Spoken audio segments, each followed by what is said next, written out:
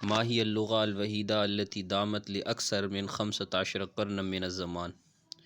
تقریباً 15 صدیاں ہو چکی ہیں اسے عربی زبان کو، کہ اس کی اتنی عمر ہو چکی ہے کہ وہ کون سی واحد زبان ہے کہ جو ابھی تک چل رہی ہے۔ تقریباً 15 قرن اس پر گزر چکے ہیں، تو وہ عربی زبان ہے۔ حضرت عمر بن خطاب نے عربی کی اہمیت کے متعلق فرمایا تھا تعلموا العربیہ فإنہا من دینکم۔ آگے ہے جی کہ من قام بشکل القرآن و ضبطہ، ٹھیک ہے، اور قرآن کریم کی تشکیل سے مراد قرآن پاک کا اعراب ہے اور ضبط سے مراد اس کے نقطے ہیں، تو وہ ابو الاسود الدؤلی ہے۔ من کتب کتاب الفروق اللغویہ، ابو الحلال العسکری نے یہ کتاب لکھی ہے۔ اذکر اقسام الایجاز، قرآن مجید میں جو ایجاز ہے، یہ تفسیر سے متعلق سوال ہے، تو اس کی اقسام کی بات ہو رہی ہے۔ 3 اقسام ہیں: ایجاز فی الحروف، ایجاز فی الکلمات، اور ایجاز فی التراکیب والجمل۔ حروف میں ایجاز کی میں نے آپ کو تعریف بتلائی تھی، ایک کسر ہوتا ہے اور ایک ایجاز ہوتا ہے۔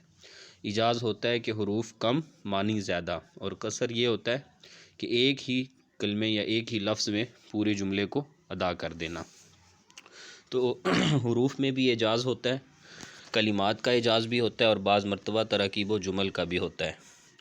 اسی طرح ہے جی کہ اذکر ثلاثۃ من اغراض الادبیہ فی الادب الاسلامی، ادب اسلامی کے اندر وہ 3 عربی ادب کی جو 3 اغراض ہمیں نظر آتی ہیں وہ کون کون سی ہیں؟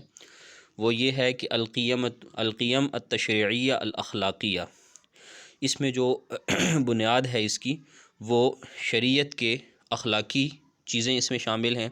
الحضارۃ الاسلامیہ، ٹھیک ہے جی، اسی طریقے سے اسلام کا جو اسلامی جو تہذیب و تمدن ہے وہ اس میں شامل ہے، اور التکافل الاجتماعی، اور کلچر کا جو فروغ ہے اس کی جو نسج ہے وہ اس میں شامل ہے۔ تو یہ 3 چیزیں، یعنی ان سے ریلیٹڈ جو لٹریچر کا زیادہ مواد جو ہمیں ادب اسلامی میں نظر آتا ہے، تو وہ یہ 3 چیزیں جو ہیں وہ زیادہ ہمیں یعنی نظر آتی ہیں جو کہ عربی ادب میں ہمیں معاون ہیں۔ اس کے بعد ہے جی کہ من ہوا صاحب الدیوان مجد الاسلام، یہ اس دیوان کا لکھنے والا کون ہے؟ الشاعر احمد محرم۔ اکتب ثلاثۃ اسماء من اسماء القرآن، 3 نام قرآن، کتاب اور فرقان۔ اسی طریقے سے جی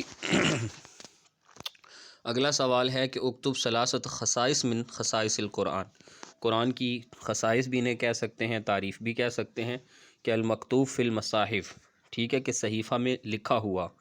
المنقول بالتواتر، تواتر کے ساتھ نقل ہے۔ تواتر کا آپ کو پتہ ہے کہ ایسی جماعت سے منقول ہو کہ جس کا جھوٹ پر جمع ہونا محال ہو۔ اور المحفوظ من التحریف، تحریف سے محفوظ ہے۔ یہ 3 خصائص ہیں جی قرآن مجید کے۔ اسی طرح قرآن کے حقوق کی اگر بات کی جائے، مسلمان پر قرآن کے 3 حق بتلائیں۔ الایمان بھی، اس پہ ایمان لانا، اس کو پڑھنا اور اس پہ عمل کرنا۔ اسی طرح کم تنزلات للقرآن الکریم، قرآن کریم کے جو نزول کے زمانے ہیں، تو وہ نزول 3 طرح کا ہے قرآن کا۔ ایک نزول کہ جو لوح محفوظ سے آسمان دنیا پہ آیا، پھر اسی طریقے سے حضور علیہ الصلوۃ والسلام کے حضرت جبرائیل امین کے پاس، اور پھر جبرائیل امین سے رسول اللہ صلی اللہ علیہ وسلم کے سینہ اطہر پر۔ عرف بالتفسیر لغتاً، لغت میں تفسیر کہتے ہیں ایضاح و بیان کو، اور اس علم کو کہ جس کے ذریعے اللہ رب العزت کی کتاب کو سمجھا جاتا ہے۔ تابعین میں سے 3 بڑے مفسر بتلائیں۔ سعید بن جبیر کوفی، مجاہد بن جبیر مکی، اور حسن بصری۔ اور علامہ یعتمد التفسیر بالماثور، تفسیر بالماثور پہ کس چیز کا پر جو ہے بنیاد ہے؟ تو اس میں تفسیر القرآن بالقرآن اور تفسیر القرآن بالسنہ، یعنی بالحدیث، قرآن کی تفسیر قرآن سے یا حدیث سے یا آثار صحابہ سے کی جاتی ہے، اسے ہم کہتے ہیں، ایسی تفاسیر تفسیر بالماثور کہلاتی ہیں۔ اذکر ثلاثہ کتب من الکتب المؤلفہ فی التفسیر بالماثور، تفسیر بالماثور میں جو کتابیں لکھی گئی ہیں ان میں سے کوئی تفسیریں بتائیں۔ اس میں ایک تفسیر ہے جی تفسیر طبری، ٹھیک ہے، جس کو آپ ابن جریر طبری کی جو تفسیر ہے اس تفسیر کو ہم تفسیر طبری کہتے ہیں، یعنی جامع البیان عن تاویل آیات القرآن، اس کا پورا نام یہ ہے۔ تفسیر ابن کثیر ہے جس کا پورا نام ہے جو ہے تفسیر القرآن العظیم۔ اور تیسری ہے تفسیر ابن عطیہ کی، جس کا پورا نام کیا ہے؟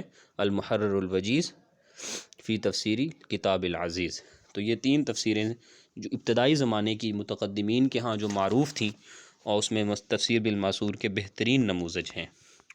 اچھا جی، اس کے جی انیس خان کیا بولا آپ نے؟ آپ کی آواز شاید کٹ گئی۔ ہاں جی، آگے دیکھیے گا، اذکر اسماء ثلاثۃ من کتاب الوحی، کاتبین وحی میں سے زید بن، آپ کی آواز بہت زیادہ ڈسٹورشن ہو رہی ہے آپ کی آواز میں۔ اچھا چلیں رکیں ذرا تھوڑا سا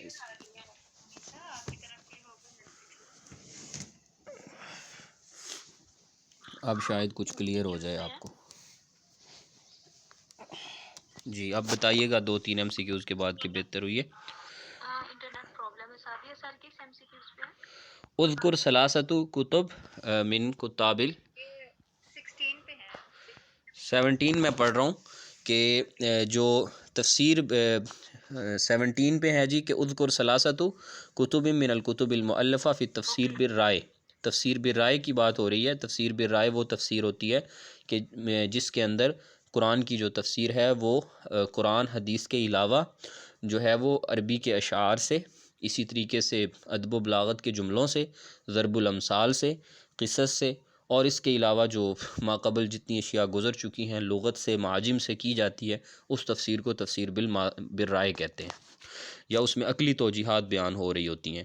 تو اس میں ہے جی کہ تفسیر بالرائے کے جو 3 بہترین نموذج ہیں، اس میں ایک تفسیر امام رازی کی تفسیر اس میں آ جاتی ہے، اسی طرح امام زمخشری کی جو ہے وہ تفسیر اس میں شامل ہے، اور اسی طریقے سے علامہ آلوسی کی جو تفسیر ہے، تفسیر آلوسی، وہ اس میں شامل ہے۔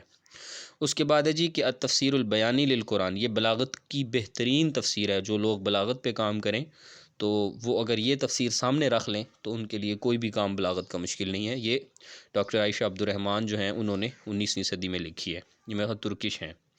اذکر تعریف الحدیث اصطلاحاً، حدیث کی اصطلاحی تعریف کیا ہوگی کہ ہوا ما ینسب الی النبی صلی اللہ علیہ وسلم من قول او فعل او تقریر او وصف، کہ ہر وہ چیز چاہے رسول اللہ صلی اللہ علیہ وسلم کا قول ہو، کوئی فعل ہو یا کوئی عمل ہو۔ تقریر کا معنی کہ ایک عمل رسول اللہ کے سامنے ہوا اور آپ علیہ السلام نے اس پہ سکوت اختیار فرمایا، او وصف، یا کوئی وصف ہو، کسی چیز کے اوصاف کے بارے میں بات ہو رہی تھی اور رسول اللہ صلی اللہ علیہ وسلم نے سکوت اختیار فرمایا، تو یہ چیزیں ساری جو ہیں یہ حدیث کی اصطلاحی تعریف میں شامل ہیں۔